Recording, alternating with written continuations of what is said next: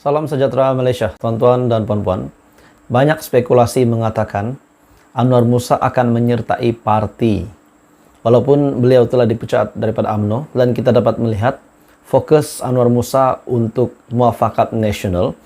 Walaupun Muafakat Nasional bukanlah satu parti, namun terdapat beberapa kabar angin yang menyatakan mungkin Anwar Musa akan menyertai Pakatan Harapan dan mungkin juga Anwar Musa akan menyertai Perikatan Nasional. Oke, saudara-saudara, sebelum saya meneruskan, saya meminta jasa baik Anda untuk bantu channel ini dengan menekan butang like, share, dan subscribe. Anda boleh komen, di manakah sepatutnya Anwar Musa, parti ataupun gabungan yang beliau sesuai. Adakah kembali sekiranya beliau masuk Pakatan Harapan, sudah pasti lebih terdedah kepada UMNO Barisan Nasional. Dan hari ini saudara-saudara terdapat satu kenyataan yang mengatakan bahwa Anwar Musa, Perikatan Nasional, maafkan saya, Perikatan Nasional akhirnya mengumumkan satu pendedahan yang mengejutkan yang berkata Perikatan Nasional secara terbuka mengalu-alukan bekas ahli parlimen Ketere Tan Sri Anwar Musa untuk menyertai parti tersebut. Presiden PAS Tan Sri Abdul Hadi Awang menyifatkan bekas Menteri Komunikasi dan Multimedia itu merupakan seorang pemimpin yang berwibawa. Beliau juga pemimpin yang berwibawa yang boleh membaca politik tanah air. Beliau akan buat keputusan sendiri. Kita alu-alukan. Saudara-saudara, adakah sekiranya Anwar Musa, pendedahan ini sampai ke telinga Anwar Musa, adakah beliau akan mempertimbangkan? Tapi kita kena ingat bahwa semasa pendedahan berkaitan dengan duit di bilik Muhyiddin Yassin, salah satu yang telah mendedahkan perkara ini adalah Anwar Musa. Beliau membuat pendedahan, saya tak ingat, tak pasti sama ada Anwar Musa ataupun Puat Zarkashi, antara Puat Zarkashi ataupun Anwar Musa yang membuat pendedahan bahwa terdapat duit di bilik Muhyiddin Yassin. Jadi kalau memang benar Anwar Musa yang membuat pendedahan ini, sekiranya beliau masuk Perikatan Nasional, adakah ini bermaksud beliau bekerja sama dengan Muhyiddin Yassin dan juga membantu PAS? Beliau juga berkata demikian, yaitu Tan Sri Abdul Hadi Awang pada sidang akbar selepas program Dialog Ulama Negarawan sempena pelancaran buku Fiqh Siasah Abdul Hadi Awang pada Selasa. Pada Isnin, Anwar Musa membuat kenyataan. Beliau berkata, sedang memilih dan bersedia menyertai mana-mana parti politik yang sesuai dengan perjuangannya selepas hampir 3 bulan dipecat daripada UMNO. Adakah dengan kenyataan Anwar Musa, beliau mungkin berat kepada PAS akan menyertai PAS, itu menyertai Perikatan Nasional? Menurut Anwar Musa juga, tempoh 3 bulan tidak berparti itu digunakan untuk bermuhasabah dan memerhatikan arus dan pola politik negara. Selain itu, mengulas mengenai perkembangan Perikatan Nasional, Abdul Hadi berkata, gabungan itu ketika ini menunjukkan perkembangan yang positif sejak PRU 15. Ada sebagian UMNO turut menyertai PN, dan hasilnya kita dapat sebuah negeri perlis. Kita marah di Pahang dan Perak, menurut kenyataan Hadi. Dengan pengakuan Hadi Awang bahwa gabungan PN pada ketika ini sedang menunjukkan perkembangan yang positif sejak PRU 15. Jadi saudara-saudara, menurut Anda, di manakah Anwar Musa harus berada? Sama ada PN ataupun Pakatan Harapan? Teruskan bersama di dalam channel ini untuk perkembangan politik yang seterusnya. Hai semua, salam sejahtera Malaysia. Apa kabar semua?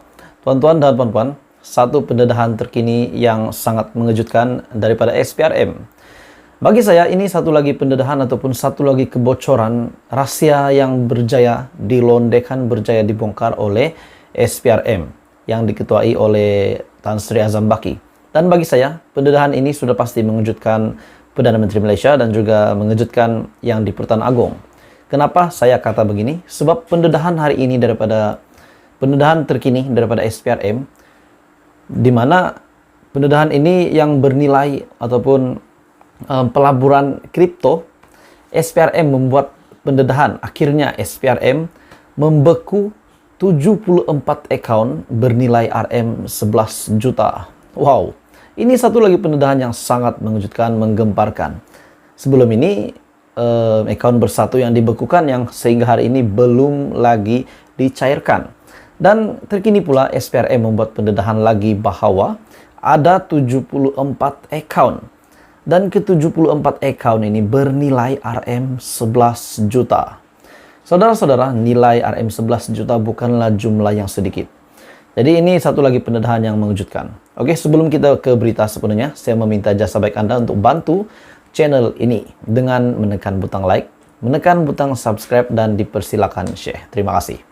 Oke, saudara-saudara, kira-kira 74 account milik individu dan syarikat yang bernilai RM11 juta dibekukan Suruhanjaya Pencegahan Rasuah Malaysia selepas disyaki terlibat dengan sindiket. Lagi-lagi sindiket. Kali ini sindiket apa pula? Selepas disyaki terlibat sindiket penipuan pelaburan dan mata wang kripto. Pembekuan akaun berkenaan hasil penahanan 11 individu yang ditahan SPRM menerusi Op Tropicana yang membongkar kegiatan penipuan pelaburan dan pelaburan antarabangsa pada minggu lepas. Jadi berita ini bertarik pada 28 Februari 2023. Jadi saudara-saudara, satu lagi pendedahan mengejutkan di mana 74 account dibekukan bernilai RM11 juta dan juga 11 individu yang ditahan SPRM menerusi Op Tropicana. Jadi ini satu lagi sindiket penipuan, pelaburan, dan mata wang kripto. Dalam laporan utusan Malaysia, bahagian pengubahan wang haram ataupun AMLAH, Datuk Muhammad Zamri Zainul Abidin, beliau berkata, hasil risikan dan juga maklumat suspek yang ditahan, satu lagi serbuan dilakukan terhadap sebuah premis di Bukit Bintang, Kuala Lumpur, dan dipercayai mempunyai kaitan dengan sindiket penipuan pelaburan yang didalangi warga United Kingdom.